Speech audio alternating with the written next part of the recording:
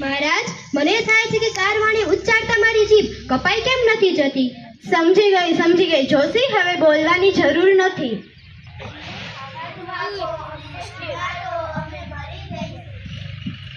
મારી રાખડી રૈયત ભૂખે મરે છે. હવે તો એક આશા જગડુસાની બચી છે. પ્રધાનજી તેમને તેડી લાવવા કચ્છ ગયા છે. આજકાલમાં આવી જવા જોઈએ. પ્રણામ મહારાજ, પ્રણામ. પ્રણામ મહારાજ, કચ્છના સા સોદાગર શેઠ જગડુસા પધાર્યા છે. પ્રધાનજી પણ સાથે છે. એકદમ એમને અંદર લઈ આવો. પણ મહારાજ, મને પ્રધાનજીએ કહેવડાવ્યું છે કે શેઠ જગડુસા સોદાગર છે, તેમના સત્યકાર કરવા આપ પોતે. સમજી ગયો. એમના સત્કાર માટે તો મારે જ સામા જવું જોઈએ. પ્રધાનજીની વાત સાચી છે.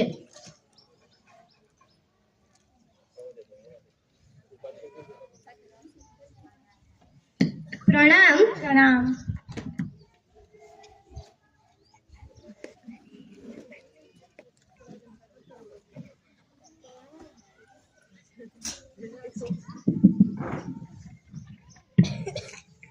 મહારાજ, ઓચિંતાનો કેમ યાદ કર્યો મને?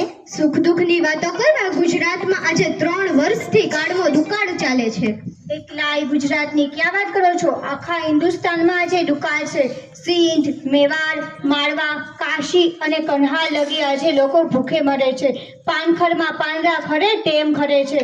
વખત એવો બારીક છે કે ભલભલાની લાજ જવાનો વખત છે. 7 કોટના દીકરાના મોંમાંથી બાપ બદકું રોટલો કાઢી ખાય છે. મુઠ્ઠી ધાન માટે મા બાપ છોકરાને વેચે છે. સી ખબર શું થવા બેઠું છે. રામજી રાખશે તે રહેશે, પણ આવે વખતે રૈયતને ટકાવી એક રાજ્યનો ધર્મ છે. આપ સરખા પ્રજાવત્સલ રાજાના મોંમાં આવા શબ્દ શોભે. મને સાંભળી બહુ આનંદ થાય છે કે મેં સાંભળ્યું છે કે આપે આપના ધનના કોઠાર અને ધનના ભંડાર ખુલ્લા મૂકી દીધા છે. હા, મૂકી દીધા હતા. હવે તો એ ખાલી થઈ ગયા. મારા ધનના ભંડાર અને અન્નના કોઠાર ખાલી ખમ પડ્યા છે. અને રૈયતના પેટનો ખાડો ઊણો ને ઊણો જ છે. ધાર્યું તું કે ઓળસાલ વરસાદ થશે અને સૌ સારાવાના થશે, પણ વરસાદ થયો નહીં અને અધૂરામાં તીર પડ્યા. લોકો ત્રાણીમાં પોકારે છે. અમે મરી જઈએ છીએ, અમને જીવાડો, અમને અનાજ આપો. ભૂખ્યા ગળામાંથી પૂરો અવાજ પણ નીકળતો નથી. લોકોનું આ દુઃખ એ મારું દુઃખ છે, પણ નિવારણનો કોઈ રસ્તો મને દેખાયો નહીં. ત્યારે હું મૂંઝાયો. એવે વખતે તમે યાદ આવ્યા. હું યાદ આવ્યો? કેવી રીતે મહારાજ? મારા સાંભળવામાં આવ્યું છે કે જગડુસાની માલિકીની કેટલીક અનાજની વખારો છે. જગડુસાની માલિકીની અનાજની વખારો? મહારાજ, આપની કંઈક ભૂલ થાય છે. મારી માલિકીની અનાજની વખારો મેં પાટણમાં કે કોઈ શહેરમાં રાખી જ નથી. તો અમે સાંભળ્યું એ શું? કંઈક સમજફેર થઈ હશે, કારણ કે વખારો મારી ખરી ને? વખારો આપની છે, છતાં આપની માલિકીની નથી એવું કહેવું આપનું? એ વખારો મારી છે, એના વિશે કઈ શંકા નથી. અને એ વખારોનું અનાજ? એ અનાજ મારું નથી મહારાજ.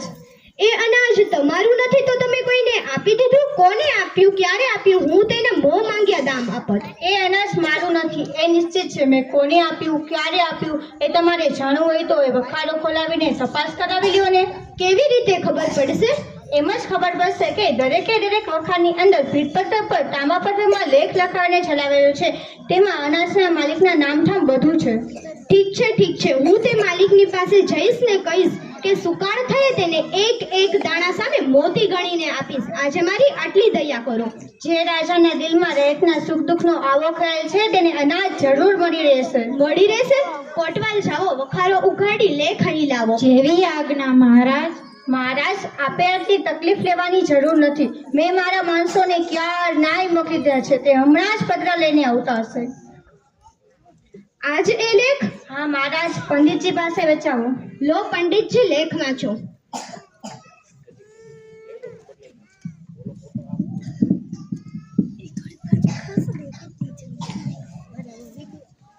મહારાજ સાંભળો, આમાં લખ્યું છે કે આ વખાર જગડુસાની છે, પણ વખારમાંનું બધું અનાજ એના ભૂખે મળતા ગરીબ ભાઈ ભાંડુઓનું છે. દેશની ભૂખે મળતી વસ્તી આ અનાજની માલિક છે. એના એક દાણા પર પણ જગડુસાનો હક નથી. વાહ જગડુસા વાહ! તમે તો કહેતા હતા કે એ અનાજ તમારું નથી. તો મારું છે, એ તો ગરીબોનું છે. એ અનાજમાંથી એકેય દાણો લેવાનો મને હક નથી.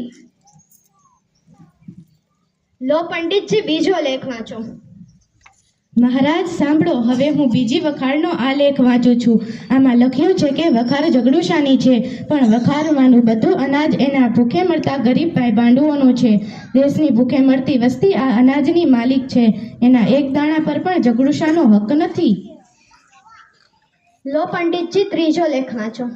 હવે ત્રીજી વખારનો આ લેખ સાંભળો.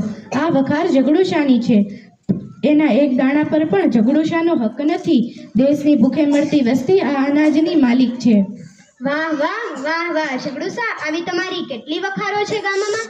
40 હશે મહારાજ. 40 વખારો? ત્યાં તો મારી પ્રજાએ જીવી ગઈ ને હુંય જીવી ગયો. જ્યાં લગી ગુજરાતમાં તમારા જેવા શ્રેષ્ઠીઓ છે જગડુશા, ત્યાં લગી ગુજરાતને કોઈ આંચ આવવાની નથી. ગુજરાતનો રાજા ઘણું જીવો, ગુજરાતનો સોદાગર ઘણું જીવો, ગુજરાત રાજ્ય અમર રહો.